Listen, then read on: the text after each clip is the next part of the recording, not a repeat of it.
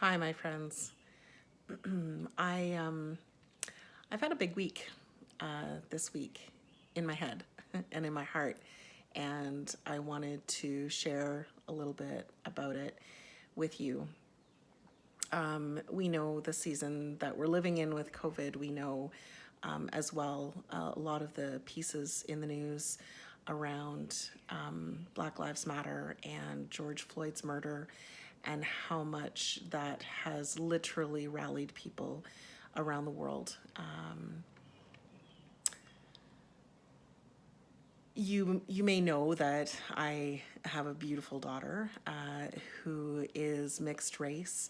Her dad is Nigerian, so an African country, and she has so far in her life experienced racism for sure. It starts at a young age, unfortunately.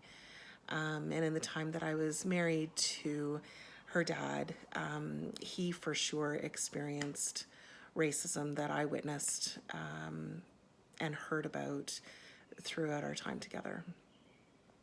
When the rally happened in Kitchener, at first I really struggled with, do I go to a rally in the midst of COVID when you're really supposed to not be, you know, hanging out with more than 5 people, and in the end there were about 20,000 people there. But some of the questions that my daughter was asking around the George Floyd murder case, and they were personally targeted questions for her, like, how do I handle this? How do I respond to this?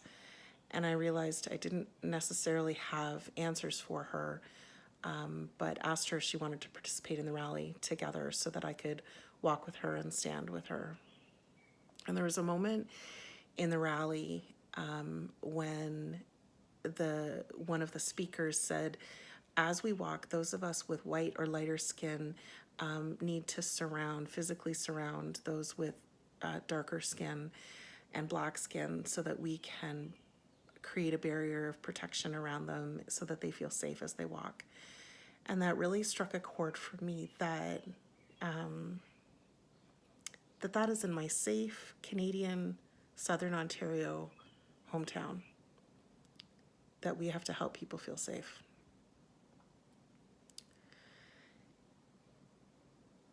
I have always, and so much of it is connected to my faith, really held strongly to the belief that everyone matters and every life matters and all are welcome at the table.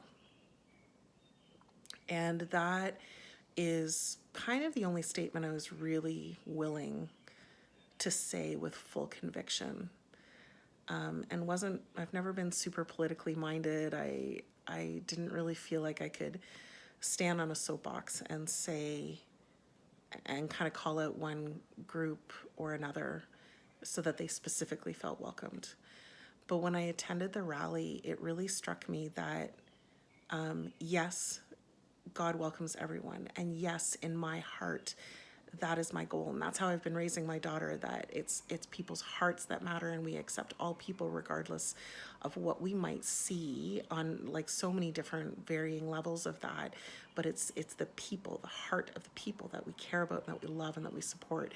And that is what's most important for us as well, is what is in our heart. And how are we loving God through this, and how are we loving people with God's love in the midst of this. And that is still my prayer and hope, that we live in a world, or that we help create a world where everyone actually feels welcome. But at the rally, I had this moment that shifted for me of, until we actually live in a world where people feel safe and feel welcome, I have a responsibility to help create that world. I have a responsibility to speak up. I have a responsibility to listen and learn, in a large part for and with my daughter.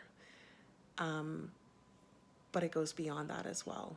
And it goes beyond it goes to all of the other people, like, if specifically for me in this week and in this midst, all Black lives.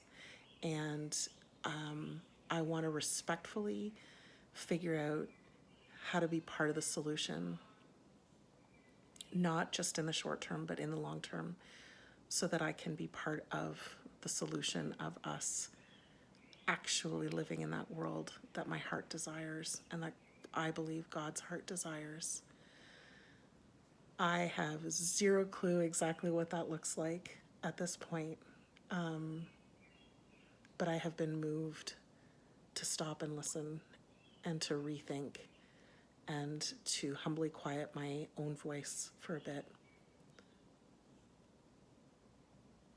And that's what I'm going to do in the weeks and months and years that lie ahead.